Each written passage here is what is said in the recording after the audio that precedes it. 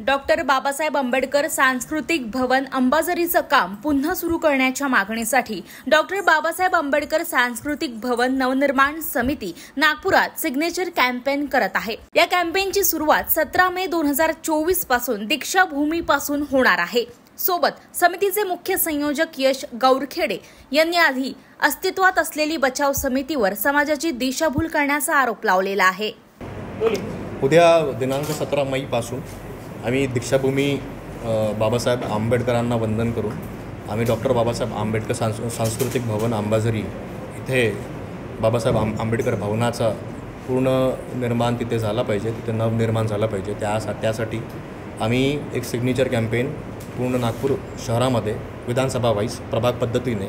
200 व्हॉलंटिअरसोबत आम्ही हे राबवतो आहे आणि आमचा टार्गेट आहे की कमीत कमी 5 ते 6 लाख 7 लाख नागरिक जे नागपूरचे आहे त्यांच्या मदतीने त्यांचे सिग्नेचर घेऊन आम्ही एक निवेदन आचारसंहिता झाल्यावर हे आमचे जे डेप्युटी CM आहे श्री देवेंद्र फडणवीसजी आणि जे आमचे मुख्यमंत्री माननीय एकनाथजी शिंदे आम्ही यांच्याकडे जाऊ आणि यांना सांगू की आपण जे मौखिक आश्वासन दिलं होतं की आम्ही ते बाबासाहेब आंबेडकरांचे जे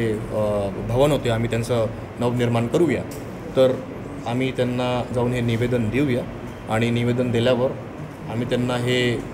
रिमाइंड करून आम्ही त्यांना देतो आहे की आपण जे आश्वासन दिलं होतं की आम्ही यांना परत बांधून देऊ। तर त्यासाठी आम्ही हे जे एक नॉन व्हायलन्स एक मूव्हमेंट आहे जे गांधीजींनी सांगितलं होतं आणि बाबासाहेबांच्या संविधानासोबत आम्ही हे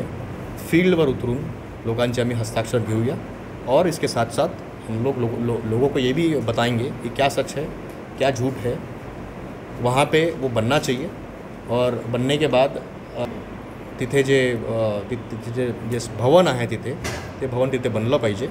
आणि त्या भवनाला डॉक्टर बाबासाहेब आंबेडकर सांस्कृतिक भवनचे जे नाव होतं तेच नाव त्यांना दिलं पाहिजे। ते डिसाईड करणार सरकार, कारण की इथे जे अहवाल आहे डिव्हिजन कमिशनरचं त्याच्यावरती क्लिअरली लिहिलेलं आहे की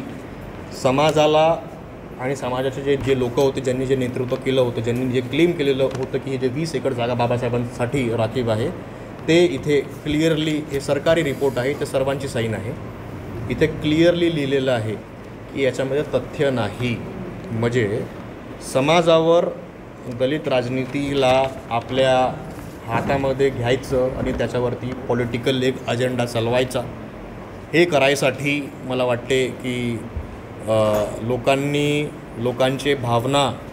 याच्यासोबत त्यांनी खेळ केलेला आहे। आता लोकांची हीच मागणी आहे की एक नवीन समिती आम्ही जे स्थापन केलेली आहे त्याच्यामध्ये फक्त स्टुडंट्स आणि युवक आहे, तरुण आहेत, ते सर्व मिळून सरकारला चेतावणी आणि त्यांना आम्ही हे रिक्वेस्ट करणार आहोत की आपण लवकरात लवकर हे काम सुरू करावे आणि हे जे 20 एकरची जे जागा, कारण की आम्ही त्यांचे डॉक्युमेंट त्यांना मागितलेले होते परंतु आम्हाला एकही डॉक्युमेंट देण्यात आलं नाही। हेच डॉक्युमेंट लोकांनी आणि समाजाच्या लोकांनी पण त्यांना मागितले परंतु एकही डॉक्युमेंट त्याच्यामध्ये त्यांनी दिलं नाही। त्याचा म्हणजे त्यांची मंशा काय आहे इथेच ते दर्शवतात आणि त्यांच्याकडे पण ह्याचा क्लेम आहे की वो पुरी की पुरी जगह हमारी है, तर ते लोक आतापर्यंत कोर्टामध्ये का बरं गेलं नाही। म्हणजे याच्यावरती यांनी जे ट्रेंडिंग राजनीती असते ते त्यांनी केलेली आहे आणि ते खरंच डॉक्टर बाबासाहेब आंबेडकर सांस्कृतिक भवनची अवमानना केलेली आहे। मी स्वतः यश गौरखेडे आणि जे माझे तरुण साथी आहेत आम्ही सर्व मिळून डॉक्टर बाबासाहेब आंबेडकर सांस्कृतिक भवनचं नवनिर्माण झालं पाहिजे, त्यासाठी आम्ही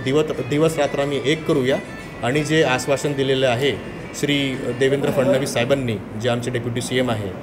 त्यांना आम्ही रिक्वेस्ट करतो की लवकरात लवकर आपण त्याचं काम सुरू करावं आणि बाबासाहेब आंबेडकरचं जे तिथे अस्तित्व होतं त्यांना